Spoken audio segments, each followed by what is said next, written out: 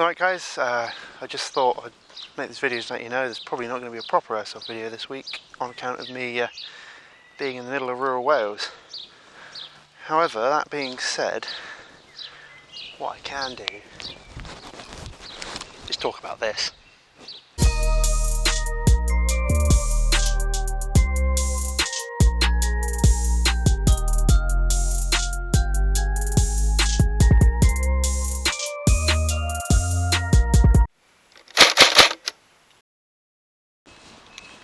So, as a first for the channel, we're doing a review, or at least my opinions of, the E&L AK-74N.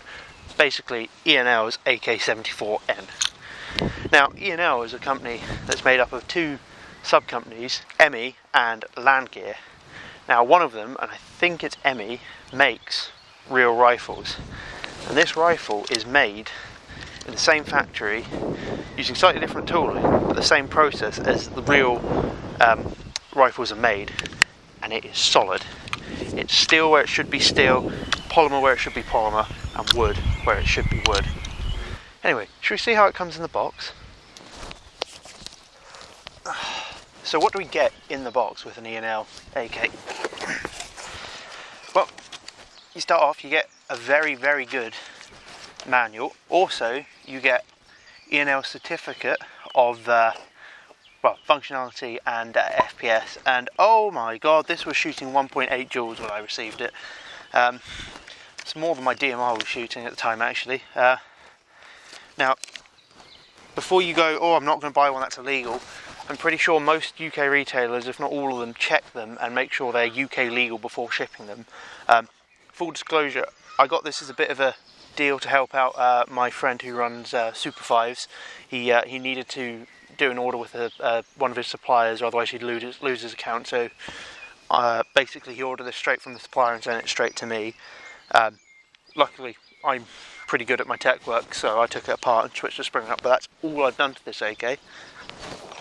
Also in the box, other than the AK, nice oil bottle, no oil in it, but it's nice to throw that in. Very nice to include a spare fuse, especially seeing as it's a weird small type fuse. That's it, no cleaning rod, no battery, no BBs. Well, I mean, it does technically come with the actual cleaning rod on the gun, but I wouldn't use that to clean an airsoft barrel. Right, so we all know what review should have. Good bit of shooting. So I've grabbed one of my mid caps. I think this is a Cymer. Fits and feeds absolutely fine. Let's do safety first.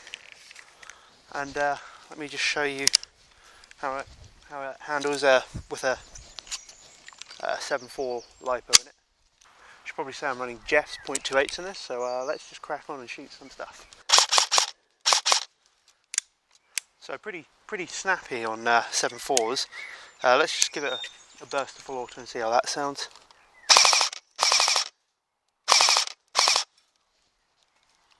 Not bad.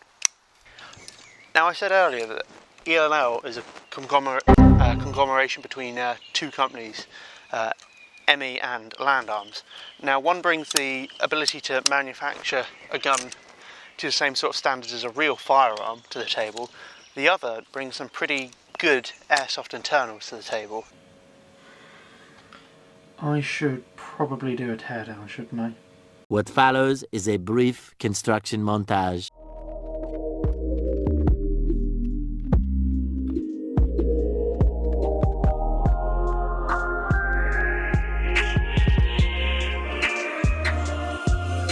We hope you enjoyed this brief construction montage. For those of you who don't know real AKs, so they have a large bolt with the locking lugs / extractor part on it, and on the top of it they have one long piston rod that sits inside here all the way forwards when in battery, and when the gun fires, gas goes down the barrel behind the bullet, gets tapped off here and pushes on the piston and cycles it back. Now, why I mention all this is because this has a slot cut into it, which obviously means it can not be pressure bearing anymore, and can't be used as to convert something like a straight bore AK into an actual semi-automatic or fully automatic AK. which obviously shows that the quality of parts that they're turning out here are considered good enough to be used in actual weapons, and hence they've had to take that step to ensure that they don't get used. Either that, or they're worried that some plonker will try and do that, and this thing will blow up in their face. Whoa! Also, on the same vein, you'll notice that the barrel here has a hole drilled in it, so again it can't be used as a pressure bearing part. Anyway, on to the gearbox. Here's a quick change spring guide system, so I'll just grab a screwdriver and pop that open. My handy SUSAT adjustment tool. So yeah, just push it in, twist it, and out comes the spring. There is the spring. Show you this is steel. That is pretty strong magnets in that. Probably Neos. Yeah, that's the spring that I've put in as shed all over the gearbox. Oh well, it's E&L 18:1 gears. It's very nice that they've actually put the ratio on the gears so you know what they are. What are they? 9mm bearings. Not bad. I don't even think we had 9mm bearings in Airsoft. I thought it was 6, 7 and 8. No, those are 9mm bearings. Fair enough. Very nice. That is polycarbonate, last 3 teeth metal. Ooh. Got a kind of almost air brakey style piston head on it. Second tooth removed though, which is good. That should help with the AOE. Look at that. Pretty good AOE correction there. Pretty happy with that. Full bore cylinder on this, which is good because we are dealing with longish barrels. I think this is a full size AK, so it's a 455, so just on the bottom end of the full bore cylinder requirement really, especially if you're running heavier weights. You can see the O-ring there, very nice.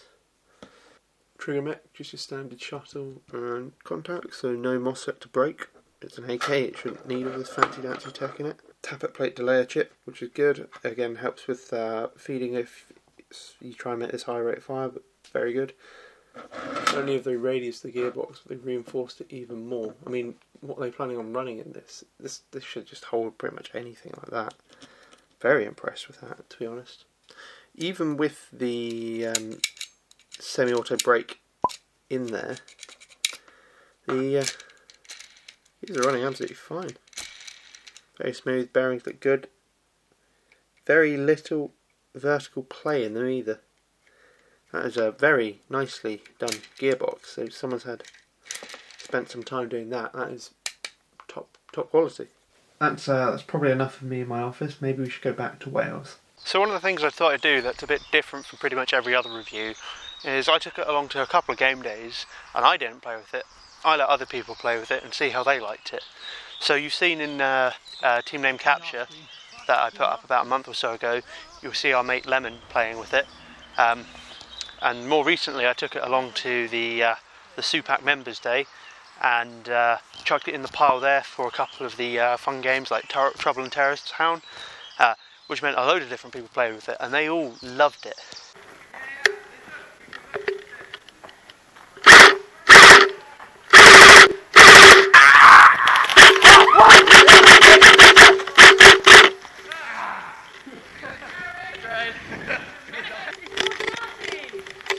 I'll shoot him.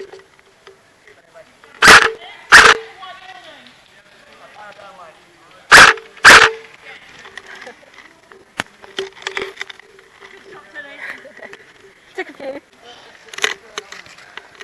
I'm actually using some fucking cover now.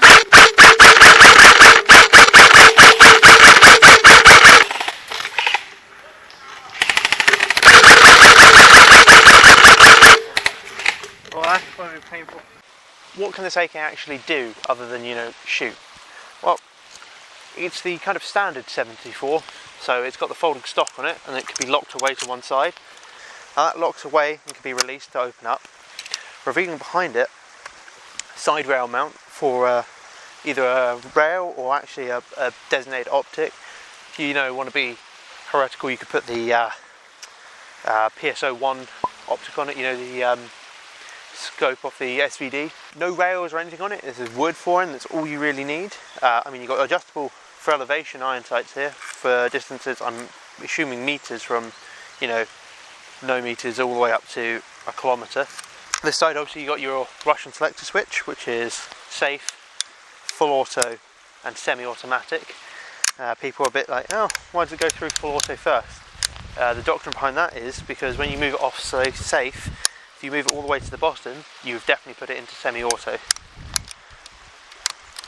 One of the things I love about this is the length of travel on that mock bolt. Pulling back your mock bolt reveals your hop chamber in there, which is a forward and back adjustment. There's no way of locking the bolt open, so you have to hold it open and adjust at the same time, which is a bit of a pain. Removable dust cover reveals the battery compartment at the top of the gearbox. I'm just going to take the battery out so I can show you this. It does have a removable flash hider. Push down a little pin. I'm going to use the mag plate here to release it. And then it just twists off. I think these are 22mm clockwise threads, which is not the best, but still, there you can see you're in a barrel with a nice big crown on it. Also, taking off your flash hider means you can remove your cleaning rod. Again, I do not recommend trying to clean your inner barrel with this. You will damage your inner barrel, so don't do that. Oh, tidbit, I was talking about the sling earlier. That doesn't come with the AK, but you can pick them up for tuppence. I think I paid £5 for this, and this is a real AK sling. So obviously with any airsoft gun there are trade-offs, and there are some downsides to this AK. I have 3. Mag compatibility isn't the best with these. They're a bit picky, but then again that can be countered, so you just need to find mags that work for you. Again, I found Cyma mid-caps work pretty well. Just give some of them need the kind of front loading lip filing down a bit. The hop isn't exactly outstanding, and I mean it's definitely scannable. It's probably in the 40 to just touching 50 kind of meter range, which is definitely usable. However, it can be improved. Like with any gun, there are always downsides, and hops normally aren't the best in most guns. So maybe a new barrel group, but then again, I think the barrels in this is pretty good. Maybe a new hop rubber.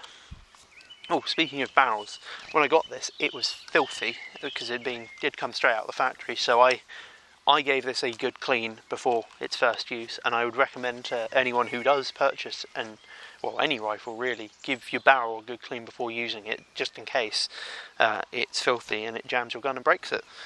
And finally, the third downside to this rifle, complaint I've had from people, is it's heavy.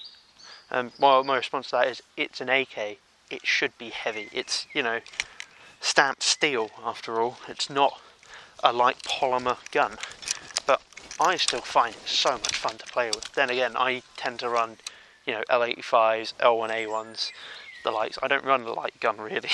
So I say to them, bulk up a bit and play with it. So I think it's about time we wrap up this review, thoughts, opinions on the E&L AK-74N. And yeah, I've said there are some drawbacks. A bit picky about mags. The hop-up isn't the best, and it weighs a ton. But I think it is one of the best replicas of an AK going on the airsoft market at the moment. It's heavy, it's strong, and it's got good gearbox internals. I think this would be perfect for anyone who wants a decent AK for skirmishing, a wall hanger, or even for milsims. And for the price, it's around the same as an LCT, not as cheap as a Cyma, definitely cheaper than VFC or Real Sword, and it is just great. So if you're looking for an AK, I strongly recommend you pick up an E&L.